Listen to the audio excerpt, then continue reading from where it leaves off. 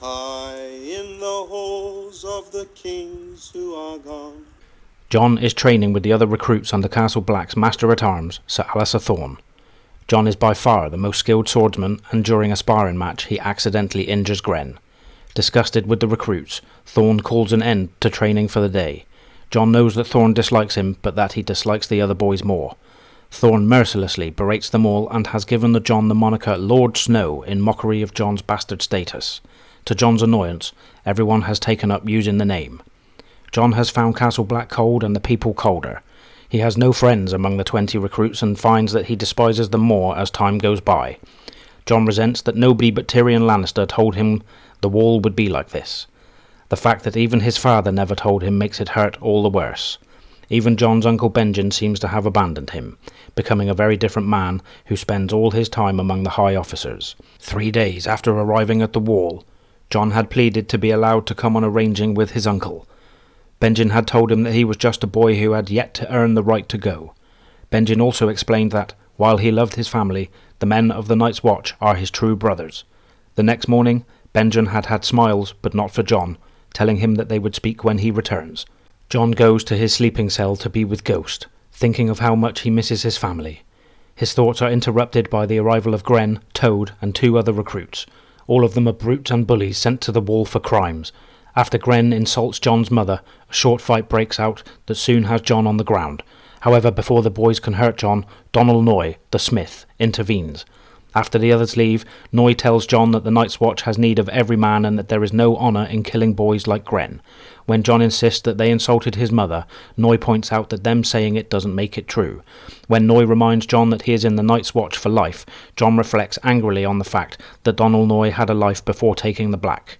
He feasted and wenched and fought in battles, only taking the Black after losing an arm during the siege of Pike. Jon claims that the others hate him because he is better than them, but Noy insists that they hate him because he thinks he is better. Noy then calls Jon a bastard and a bully. Being called a bully surprises Jon because his attackers were all older and bigger than him. Noy explains that Jon has humiliated and shamed the other recruits, who have had no formal training in swordsmanship, whereas Jon was trained by an anointed knight. Jon starts to feel ashamed, but is still angry. Noy tells him to accept his life on the wall and reconsider how he treats his companions, or else to sleep with a dagger by his bed. As he leaves, Jon looks up at the wall, a massive blue-white cliff of ice that fills up half the sky and dwarfs Castle Black beneath it.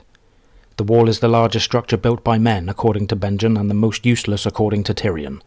Older than the 7 Kingdoms, to Jon, the wall seems to represent the edge of the world.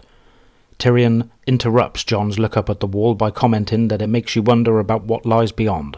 Since arriving, Jon has seen little of Tyrion, who has been an honoured guest among the high officers. When Tyrion asks Jon if he is curious about what lies beyond the wall, Jon replies that there is nothing special, but inside wishes he could have ridden with his uncle Benjen on a ranging. When Tyrion calls him Lord Snow by mistake, Jon objects, but Tyrion asks him if he would prefer to be called the Imp and reminds Jon to make his weakness his strength by accepting it. Tyrion asks about Ghost, and Jon tells him that he changed the direwolf in the old stables during training, but that the rest of the time he stays with Jon in his sleeping area in Harden's Tower. Tyrion says he thought those buildings were abandoned, but Jon explains that, since most of the undermanned castle is abandoned, nobody cares where a person sleeps. He continues on to tell Tyrion that he sleeps alone because the others are afraid of Ghost. Tyrion declares the others wise, then mentions that Benjen Stark is late returning from his ranging. Jon recalls that his uncle was supposed to be back by his name day, which is now a fortnight past. Tyrion says that he has heard that a great number of rangers have disappeared recently. In the common hall, Jon gets food and chooses a spot away from the other recruits, and Tyrion sits opposite him. Sir Alistair interrupts Jon's conversation to tell him that the Lord Commander wants to speak with him about a message concerning his half-brother. Tyrion suspects the worst and gives Jon his sympathy. Jon races to the Commander's Keep, where Lord Commander Geor Mormont gives him a message from Robb at Winterfell.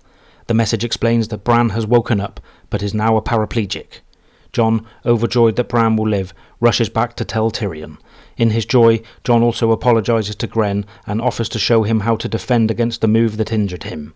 Sir Alistair sarcastically remarks that he would have an easier time teaching a wolf to juggle than training Gren to fight. Jon replies that he will take the wager, as he would love to see Ghost juggle.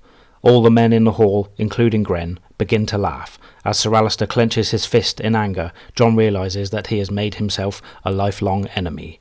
I demand a trial by combat.